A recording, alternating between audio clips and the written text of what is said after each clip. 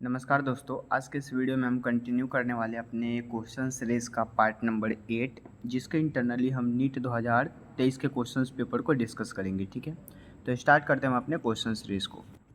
So this is the questions. इस question series में हम 171 से लेकर के 180 तक के सारे क्वेश्चंस को कवर करने वाले हैं। ठीक है, तो बेसिकली यहाँ पे फर्स्ट क्वेश्चंस कहा जा रहा है given below the two statement, statement first and statement second दिया गया है। जैसे स्टेटमेंट फर्स्ट क्या कहा जा रहा है, vast difference receive duct from seminal vesicle and opens into the urethra as the ejaculatory duct। बिल्कुल सही बात है, मतलब कि वास्ट डिफरेंस जो होता है वो रिसीव करने का काम करता है डक्ट को, कहाँ से, सेमाइनल वेसाइकल से। ठीक है, जो कि और वहाँ पे एक ओपन यूरेथ्रा के, मतलब कि यूरेथ्रा जो ऑर्गन है उसके इंटरनली ओपन होता है, open into the urethra as the ejaculatory duct. ठीक है, अगेन स्टेटमेंट सेकंड कहा जा रहा है the cavity of the cervix is called cervical canal. बिल्कुल सही बात है। एंड फिर कहा जा रहा है which along with the vagina from the birth canal. तो बिल्कुल सही है, मतलब कि both statement are correct. So both first and second statement are true. Again आते हैं हम अपने नेक्स्ट क्वेश्चन पे। सो नेक्स्ट क्वेश्चन यहाँ पे है मैचिंग का क्वेश्चन है। जैसे कि यहाँ पे हीरोइन है, उसके बाद मैरिजुना है, कोकीन है एंड मॉर्फिन है। नाउ हीरोइन को हम किस चीज़ से मैचिंग करेंगे, तो हीरोइन जो होता है वो स्लो डाउन बॉडी फंक्शन को बिल्कुल स्लो कर देता है। मैरिजुना जो होता है ये effect on the cardiovascular system होता है। अगेन कॉकिन जो होता है ये interfere with the transport of the dopamine, मतलब कि डोपामाइन को ये बिल्कुल ही इंटरफेयर करता है उसके ट्रांसपोर्ट को। ठीक है, एंड कॉकिन को तो हमने मिला लिया। मॉर्फिन का हो जाएगा पेन किलर होता है ये, मॉर्फिन का यूज़ पेन किलर में लिया जाता है। सो 2 1 4 and 3 is the correct option. So correct option is 4।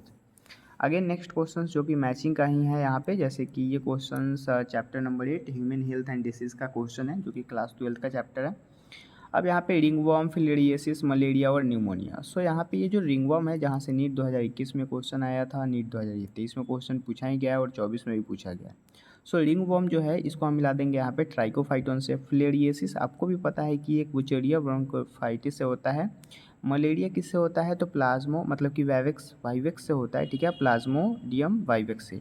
और न्यूमोनिया जो होता है ये हीमोफिलस इन्फ्लुएंजा के कारण, मतलब कि यहाँ पे 2 3 4 and 1 is the correct option. ठीक है, again the next question is given below the two statement. यहाँ पे सर्सन रीजन है। सर्सन फर्स्ट कहा जा रहा है amniocentesis for the sex determination is one of the strategy of reproductive and child health care programme. This is incorrect statement, क्योंकि amniocentesis नाम का जो प्रोसेस होता है सेक्स डिटर्मिनेशन के लिए होता है, और उसके इंटरनली जो, मतलब कि स्ट्रैटेजी फॉलो किया जाता है वो चाइल्ड हेल्थ केयर नहीं है, वो तो मतलब कि सेक्स को डिटरमाइन करने के लिए चाइल्ड हेल्थ केयर का उपयोग नहीं किया जाता है। So this is incorrect statement.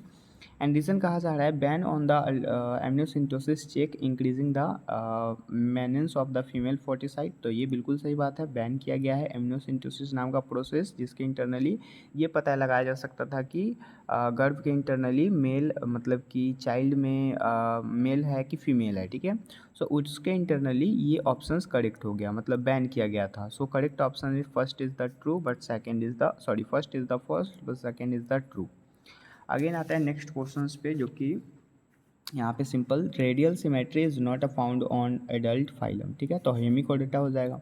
Hemichordata जो होता है ये एक प्रकार का रेडियल सिमेट्री नहीं होता है। ठीक है, अगेन फिर आते हैं स्टेटमेंट बेस्ड क्वेश्चन है यहाँ पे। जैसे कि फर्स्ट यहाँ पे स्टेटमेंट कहा जा रहा है low temperature preserves the enzyme, मतलब कि जो भी प्रिजर्व किया जाता है एंजाइम्स को वो लो प्रेशर्स होते हैं उसके इंटरनली।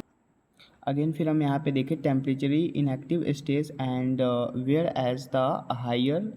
एंड फिर यहाँ पे बताया जा रहा है कि temperature destroyed enzymatic activities because protein are denatured by the heat. तो ये बिल्कुल सही ऑप्शन है। दूसरा स्टेटमेंट है when the inhibitor closely resemble the substrate in its molecular structures and inhibit the activity of the enzyme and this is known as the competitive inhibitor. बिल्कुल सही बात है, मतलब कि both statement are true. Again फिर next questions की बात करें तो यहाँ पे मैचिंग है, जैसे कि टेनिया हो गया, उसके बाद पैरामीसियम, उसके बाद फिर यहाँ पे पोलीप्रेना और मतलब कि पेरिटीमा। मतलब कि यहाँ पे टीनिया जो होगा उसका राइट आंसर फ्लैम सेल्स हो जाएगा।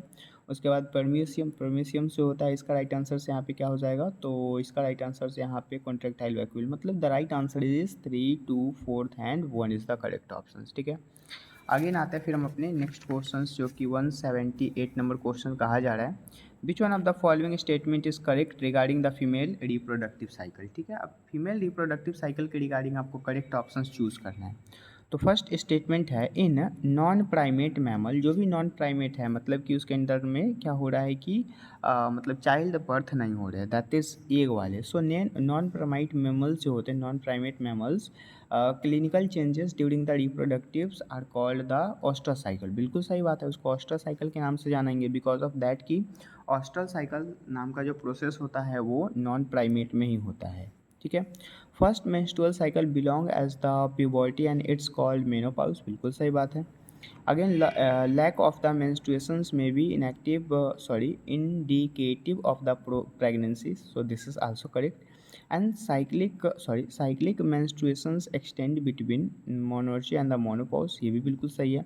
मतलब कि यहाँ पे एक ही ऑप्शन गलत है, फर्स्ट जो बताया गया, फर्स्ट मेंस्ट्रुअल साइकिल जो होता है वो प्यूबर्टी में स्टार्ट होता है और उसको मेनोपॉज नहीं कहा जाता, उसको मोनोर्ची कहा जाता है। तो ये ऑप्शन गलत था, बाकी सारा ऑप्शन सही है। तो हमें यहाँ पे करेक्ट ऑप्शन चूज़ करने थे, तो क्या हो जाएगा, ए, सी एंड डी हो जाएगा, मतलब correct option is that. Again फिर नेक्स्ट जो कि स्टेटमेंट बेस्ड ही है। अब यहाँ पे जैसे कि आपको स्टेटमेंट फर्स्ट कहा जा रहा है, इलेक्ट्रोस्टैटिक्स प्रिसिपिटेटर, मतलब ESP is most widely used in the thermal power plant. बिल्कुल सही बात है।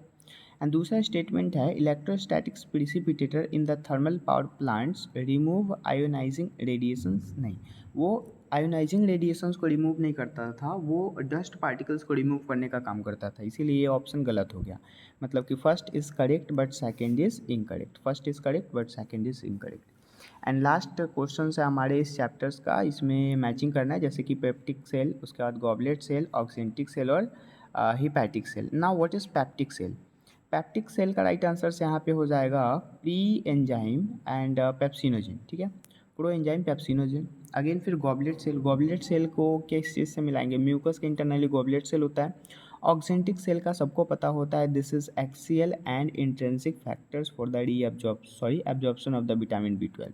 एंड हिपैटिक सेल आपको भी पता है, बाइल जूस के लिए, मतलब कि ये हिपैटिक सेल्स का काम करता है। So the correct option is 2, 3, 1, 4 and 2। ठीक है, जो कि रिड्यूस्ड सिलेबस का है, ये अब आएगा नहीं क्योंकि डाइजेशन चैप्टर अब हट चुका है। ठीक है, तो सारा क्वेश्चंस को हमने बारी बारी से कंप्लीट कर लिया है। अब हम मिलते हैं फिर नेक्स्ट वीडियोस के साथ, नेक्स्ट चैप्टर के साथ। तब तक के लिए थैंक यू।